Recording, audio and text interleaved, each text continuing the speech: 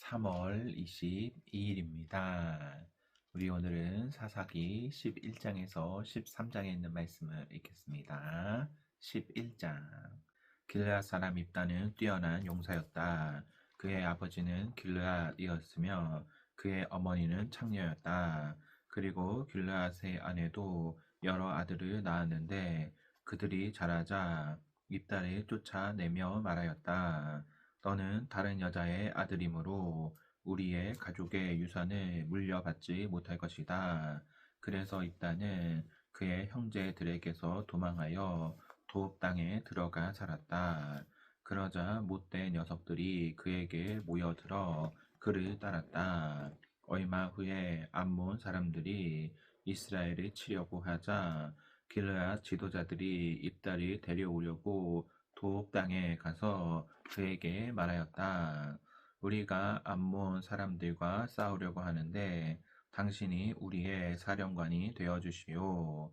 당신들은 나를 미워하여 내 아버지 집에서 쫓아내지 않았소. 그런데 어째서 당신들이 어려움을 당한다고 나를 찾아왔소. 우리가 당신을 찾아오게 된 것은 당신이 꼭 필요하기 때문이요. 우리와 함께 가서 암몬 사람들과 싸웁시다. 그러면 당신이 길르앗 사람의 통치자가 될 것이요. 그것이 정말입니까? 당신들이 나를 고향으로 데리고 가서 암몬 사람들과 싸우게 하고 또 여호와께서 나에게 승리를 주신다면 내가 진짜 당신들의 통치자가 되는 겁니까? 여호와께서 우리의 증인이요. 우리가 틀림없이 당신이 말한 대로 하겠소. 그래서 입다는 길르앗 지도자들을 따라갔고 그 고 백성들은 그를 통치자와 사령관으로 삼았다. 그리고 입다는 미스바에서 그 계약 조건을 모두 여호와께 말씀드렸다. 그러고서 입다는 암몬 왕에게 사신을 보내 왜 이스라엘과 싸우려고 하는지 그 이유를 밝히라고 요구하였다. 그러자 암몬 왕이 입다의 사신들에게 대답하였다. 너희 이스라엘 사람들이 이집트에서 나왔을 때 아르논 강에서부터 야복강과 요단강에 이르는 내 땅을 모두 빼앗아갔다. 그러니 이제 그 땅을 순순히 내어 놓아라. 그래서 입다는 사신들을 암몬 왕에게 다시 보내며 이렇게 말하였다. 이스라엘은 모압 땅과 암몬 땅을 빼앗지 않았다. 우리 조상들이 이집트에서 나와 홍해를 건너온 다음 광야를 지나 가데스에 이르렀을 때 그들은 에돔 왕에게 사람을 보내 에돔 땅을 통과하게 해달라고 간청하였다. 그러나 그는 허락해 주지 않았다. 그리고 모압 왕에게도 사람을 보냈으나 그도 거절하였다. 그래서 우리 조상들은 가데스에 머물러 있게 되었다. 그 후에 그들은 광야를 지나 에돔 땅과 모압 땅을 돌아서 모압 땅 동쪽을 지나 아르논 강 맞은편에 진해졌다. 그들이 아르논 강을 건너가지 않은 것은 그것이 모압의 경계였기 때문이었다.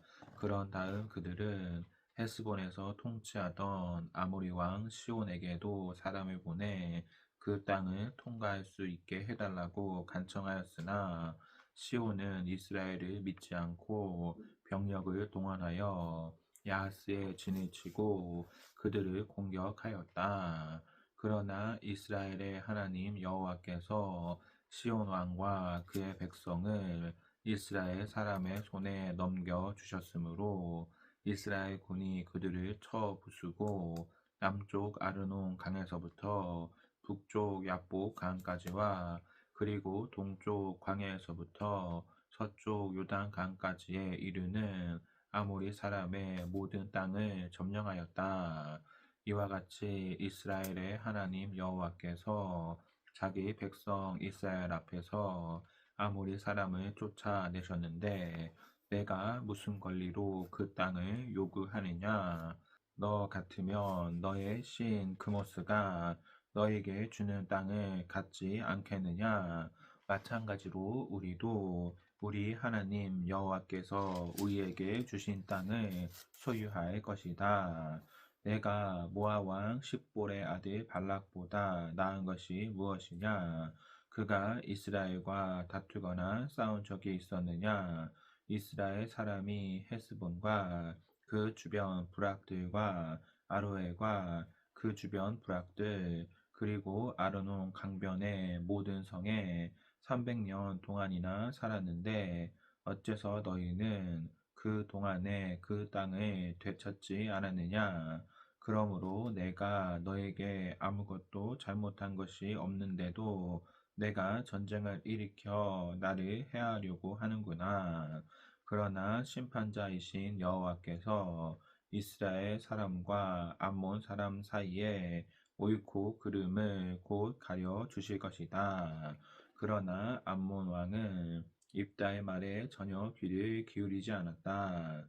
바로 그때 여호와의 성령께서 입다를 감동시키심으로 그가 군대를 이끌고 길르앗과 므낫세 땅을 건너 길르앗 땅에 있는 미스바를 지나 암몬 군대를 향해 진군하였다. 그때 입다가 여호와께 이렇게 맹세하였다.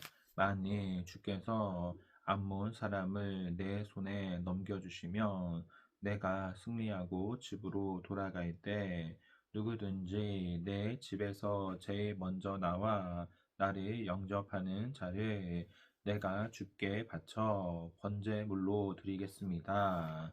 그러고서 입다가 나가 암몬 사람과 싸우자 여호와께서 그들을 입다의 손에 넘겨주셨으므로 그는 아로엘에서 민니까지 20개의 성과 멀리 아베 그라밈까지 암몬 사람들을 쳐서 무참하게 죽였다. 그래서 암몬 사람들은 결국 이스라엘 사람들에게 항복하고 말았다. 이따가 미스바에 있는 자기 집으로 돌아왔을 때 무남 동녀인 자기 딸이 그를 맞으려고 소고를 치며 춤을 추고 나오지 않겠는가? 입다는 딸이 보는 순간 자기 옷을 찢으며 부르짖었다. 슬프다, 내 딸이여. 내가 내 마음을 갈기갈기 찢어 놓는구나. 어째서 내가 나를 괴롭히는 자가 되었느냐? 내가 여호와께 맹세한 것을 어떻게 어길 수 있단 말인가? 그때 딸이 아버지에게 대답하였다. 아버지, 아버지께서는 여호와께 맹세하셨습니다. 그러니 맹세하신 대로 나에게 행하십시오. 여호와께서 아버지의 대적 암몬 사람들에게 원수를 갚아주지 않으셨습니까? 그러나 한 가지 부탁이 있습니다. 나에게 2달만 여유를 주셔서 내 친구들과 함께 산으로 올라가서 내가 영영 처녀 신세가 된 것을 슬퍼하며 울게 해 주십시오. 그러자 아버지는 딸에게 그렇게 하라고 말하며 2달 동안의 여유를 주었다. 그래서 입다의 딸은 친구들과 함께 산으로 올라가서 영영 처녀 신세가 된 것을 슬퍼하고 2달 만에 자기 아버지에게 돌아왔다. 입다는 자기가 맹세한 것을 이행하였으며 그 딸은 영영 처녀 신세가 되고 말았다. 이것이 관례가 되어 이스라엘 여자들이 해마다 그 산으로 가서 길르앗 사람 입다의 딸을 생각하며 4일 동안 울고 슬퍼하였다. 12장 그 후에 에브라임 사람들이 병력을 소집하여 사본으로 건너가서 입다에게 따졌다. 내가 어째서 우리를 부르지 않고 너만 가서 암몬 사람과 싸웠느냐? 우리가 너와 내 집을 불로 태워버리겠다. 그러자 입다가 이렇게 대답하였다. 나와 내 백성이 암몬 사람과의 대결에서 위기에 처했을 때 내가 너희를 불렀으나 너희는 나를 그들의 손에서 구해주지 않았다. 너희가 돕지 않는 것을 보고 내가 목숨을 걸고 건너가서 암몬 사람과 싸우자 여호와께서 나에게 승리를 주셨다. 그런데 어째서 너희가 오늘 와서 나와 싸우려고 하느냐? 그러고서 입다는 길르앗 사람들을 모아 에브라임 사람과 싸워 그들을 물리쳤다. 이들이 이처럼 싸우게 된 것은 에브라임 사람들이 길르앗 사람들에게 너희 길르앗 사람들은 에브라임과 므낫세에서 도망한 자들이다 하고 조롱하였기 때문이다. 길르앗 사람들은 도주하는 에브라임 사람을 막기 위해 요단강 나루터를 장악하였다. 살아남은 에브라임 사람들이 건너가게 해달라고 말하면 내가 에브라임 사람이냐 하고 물었다. 그때 만일 그가 아니라고 대답하면 좋다. 그러면 십볼레이라고 말해보라 하고 그들은 요구하였다. 그러나 만일 그가 십볼레이라고 잘못 발음하면 그를 잡아 요단 나루터에서 죽였다. 이렇게 해서 그때 죽음을 당한 에브라임 사람은 모두 4만 2천 명이었다. 입다는 6년 동안 이스라엘의 사사가 되어 다스리다가 죽어 길라앗의 한 성에 장사되었다. 그 다음 사사는 베들레헴 사람 입산이었다. 그에게는 아들 30명과 딸 30명이 있었다. 그는 딸들을 자기 집안 사람이 아닌 다른 집안의 남자들에게 시집 보내고 또 자기 아들들을 위해서는 다른 집안에서 처녀 30명을 데려왔다. 그가 7년 동안 이스라엘의 사사가 되어 다스리다가 죽어 베들레헴에 장사되었다. 그 다음에는 스불론 사람 엘론이 10년 동안 이스라엘의 사사가 되어 다스리다가 죽어 스불론 땅에 있는 아얄론에 장사되었다. 그 다음 사사는 비라돈 사람 힐렐의 아들 압돈이었다. 그에게는 40명의 아들과 30명의 손자가 있었으며 그들은 70마리의 나귀를 타고 다녔다. 그는 8년 동안 이스라엘의 사사가 되어 다스리다가 죽어 아말렉 사람의 산간 지대에 있는 에브라임의 땅 비라돈에 장사되었다. 13장 이스라엘 백성이 다시 여호와께 범죄함으로 여호와께서는 그들을 40년 동안 블레셋 사람의 지배를 받게 하셨다. 그때 소라 땅에 단 자손 가운데 마노아라는 사람이 있었는데 그의 아내는 자식을 낳지 못하였다. 그런데 어느 날 여호와의 천사가 그녀에게 나타나 이렇게 말하였다. 내가 지금까지는 자식을 낳지 못했으나 이제 곧 임신하여 아들을 낳게 될 것이다. 그러므로 너는 포도주나 독주를 마시지 말며 부정한 것은 그 어떤 것도 먹지 말아라. 내가 아들을 낳은 후 그의 머리를 깎아서는 안 된다. 그는 태어날 때부터 하나님께 바쳐진 나실인이 될 것이며 블레셋 사람의 손에서 이스라엘을 구출하는 일을 착수할 것이다. 그래서 그 여자는 자기 남편에게 가서 말하였다. 하나님의 사람이 나에게 나타났어요. 그 용모가 하나님의 천사와 같아서 나는 두려워 그분이 어디서 왔는지 물어보지도 못했고 또 그분도 자기 이름을 나에게 말해주지 않았습니다.